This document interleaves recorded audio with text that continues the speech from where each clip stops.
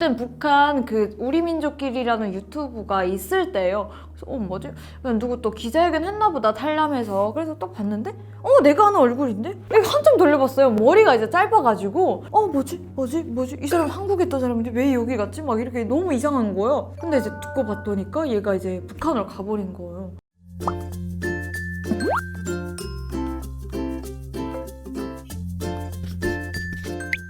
안녕하세요, 놀새 나라입니다. 반갑습니다. 와우.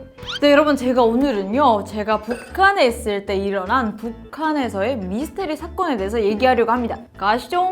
일단 첫 번째로는요, 북한에서 미스테리 사건이 자주 일어나는지에 대해서 이야기하려고 하는데요. 정말 자주 일어나요. 근데 북한 같은 경우에는 이게 뉴스로 보급은 안 돼요. 뉴스로 안 나오고 그냥 사람들 속에서 그냥 쉬쉬만 하다가 끝나거든요. 이거를 뭐 누군가 나서서 해결을 하거나 신고를 하는 게 아니라 그냥 뭐 죽었어 이러면 아 그랬구나, 쟤 뭐 어디 팔려갔어, 아 그랬구나, 이렇게 끝나요 그냥.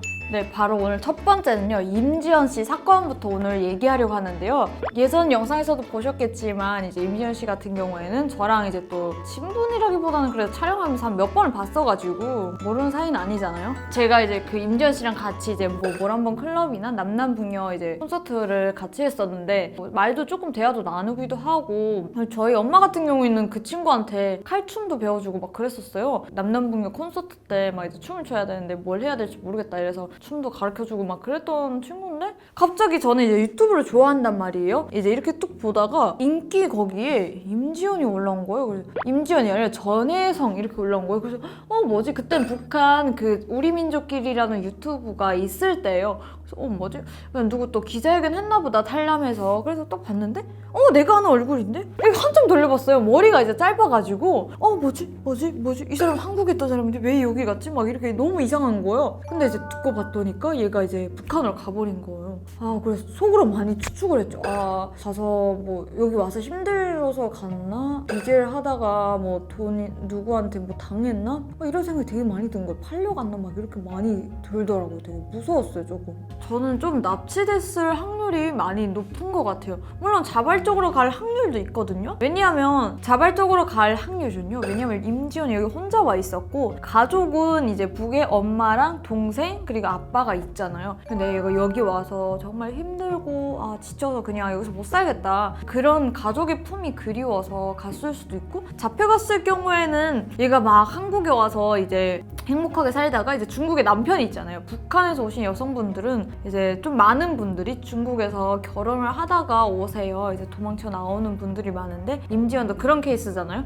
그 남편이 이제 너 엄마랑 전화시켜줄게 막 이러고 얘를 꼬셔서 데려가서 얘가 이제 거기서 잡혀갔을 확률도 높은 것 같아요. 왜냐면 한국으로 온 다음부터는 그 남편을 이제 거들떠 안 보니까 얘가 이제 앙심으로 이제 그렇게 하지 않았을까. TV조선에 무슨 세븐이라는 프로그램에 남편이 나왔었는데, 모자이크한 남편이 나왔었는데 뭐 자기는 그냥 모르는 일이라고 그러더라고요. 그래서 뭐지? 막 이랬던 것 같아요. 이제 한국에 딱 왔을 때 솔직히 좀 이게 안 좋은 말이긴 한데, 북한 여성분들이 이제 와서 살기가 힘들고 뭘 해야 될지 몰라서 술집으로 가거나 이제 그런 곳에 가는 여자분들이 조금 있어요. 있는데 그중에 또 임지연은 어떻게 보면 혼자 왔고 이제 젊으니까 뭐 BJ 이런 거 해보고 싶다 이래서 했을 거나, 아니면 또 뭐 회사랑 계약해서 너가 이렇게 방송을 했는데 무조건 이렇게 법방 해라 해서 이렇게 했을 수도 있잖아요. 근데 그런 거 하면 돈을 많이 받으니까 그래서 하지 않았나 싶어요. 살기 힘들어서.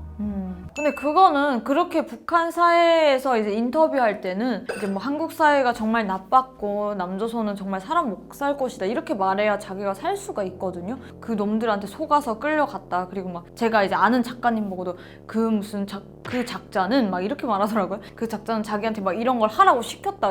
솔직히 방송에서 여러분, 제가 이제 방송 경력이 더 있잖아요. 하면 시키진 않아요. 내가 말한 걸 토대로 작가님들이 대본을 써주고 말을 다듬어 주는 거지. 이거 무조건 해, 막 춤춰, 노래 불러, 이게 아니거든요. 어쩔 수 없이 북한에 갔으니까 그냥 저렇게 살아야 되니까 살구멍을 찾아서 하는구나. 얼굴도 보니까 되게 많이 부어 있는 거예요. 그리고 얼굴이 멍이져서 화장을 좀 많이 한 느낌이었어요. 화장이 되게 허옇잖아요. 여기 보니까 여기 중간중간에 조금 멍이 있는 느낌이어서, 여자들의 눈은 좀 예리하잖아요. 근데 조금 맞아서 이제 했습니다 막 이렇게 조금 뭔가 주눅 들어서 무조건 말해야 되는 그런 거 있잖아요.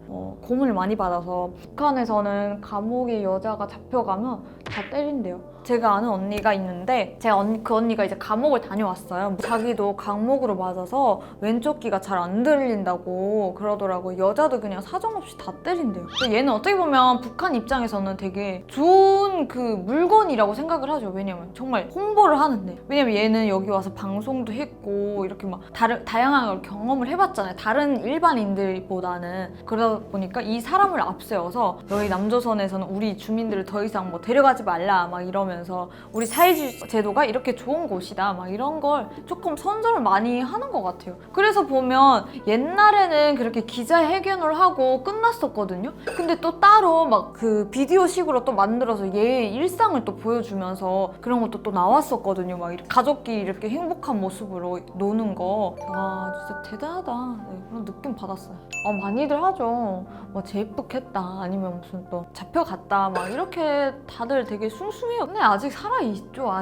아직은 쓸만한 가치가 있잖아요. 아직까지는 죽이진 않았을 거예요. 아마 그냥 감시는 아직은 계속 되겠죠. 바로 두 번째는요, 북한 내에서는 살인사건이 되게 많이 일어나요. 그 중에는 이제 뭐 각을 떠서 버리거나 그 강물에 빠져넣는 그런 경우도 되게 많거든요. 이제 그 북한 같은 경우에는 사람들이 살기가 힘들잖아요. 힘들다 보니까 강도나 도적들이 되게 많단 말이에요. 근데 그런 도적 중에는 뭐 집들의 뭐 강아지나 이렇게 뭐 옷이나 훔쳐가는 도적들도 있지만, 사람을 죽여서 그 사람의 물건을 이렇게 도둑질해가는 강도들도 되게 많아요. 이제 저희 고향에는 수성천이라는 곳이 있는데요. 거기는 이제 강인데 되게 이렇게 한강처럼 긴 다리가 있어요. 근데 거기를 이제 사람이 걸어 다니면 밤 10시 정도만 되면 위험해요. 거기로 내가 뭐 자전거가 진짜 좋은 걸 탔거나 그 장사꾼들 같은 경우에는 배에다가 돈을 찬단 말이에요. 이런 사람들이 지나가면 무조건 죽어요. 그 사람 몰라요 어디 간지. 그래 진짜 옛날에 막 그런 사람들도 있었어요. 그 떡인데 떡장사인데 심떡장사인데 그 장사꾼 배낭 안에 12만 원이 있었는데 12만 원 때문에 목숨을 잃은 사람들도 있었어요. 거기가 이제 왜 사람을 죽이기가 좋냐면요, 강물이 바로 밑에 있으니까 얘를 죽이고 바로 강으로 던지거든요. 거기는 공개 재판도 많이 하거든요. 공개 재판, 공개 처형, 공개 사형도 많이 하는데 청소년 사람들은 거기서 다 버려요, 밤에.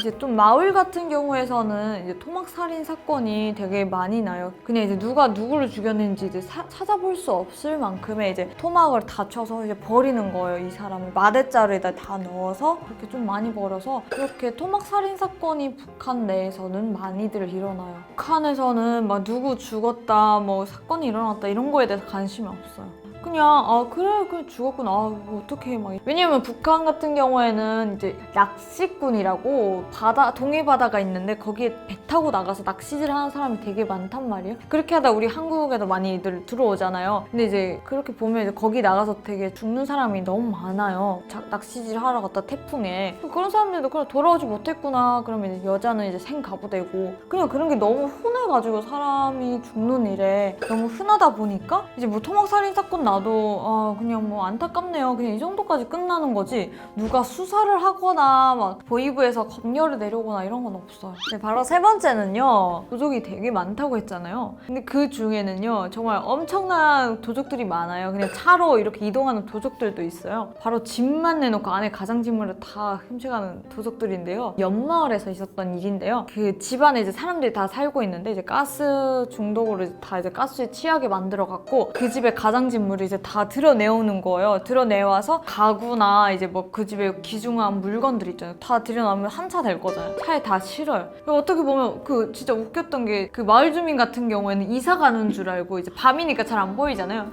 잘 가라고 이렇게 손까지 흔들어줬대요. 다음날 일어나 보는데 아무것도 없는 거죠. 집만 내놓고 진짜 큰 집에 아무것도 없는 거예요. 피아노나 이런 거 다 들어간 거예요. 이런 도적들이 북한에 되게 많아요. 정말 담도 큰 거죠.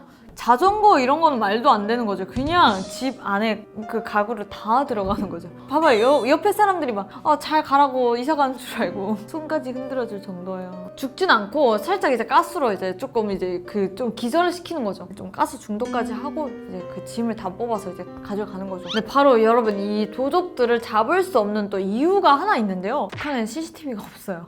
CCTV가 없다 보니까 이걸 어디 가서 잡아요? 누가 훔쳤는지. 내 자전거를 눈앞에서 잃어버렸는데 잃어버려도 못 찾아요. 휴대전화 잃어버려도 못 찾아요. 그냥 내 물건은 내가 지키는 게 제일이고, 한국 같은 경우에는 CCTV가 너무 잘 되어 있잖아요. 네, 여러분, 제가 오늘은요 북한에서 일어났던 미스테리 사건에 대해서 다뤄봤는데요. 솔직히 대한민국 같은 경우에는 뭐 사건이 일어나면 뭐 모텔에서 뭐 남녀가 자다가 뭐 이렇게 불이 일어났다 이것까지 다 나오잖아요. 그럴 정도로 뉴스가 잘 되어 있는데, 북한 같은 경우에는 이게 뉴스가 막 안 좋은 정보는 또 안 내보내려고 하다 보니까 주민들 속에서만 그냥 실수로 이렇게 그냥 흉흉하게 끝나거든요. 북한도 CCTV가 생겨나서 이렇게 사람이 죽어가는 거를 좀 막았으면 하는 그런 바람이 있는 것 같아요.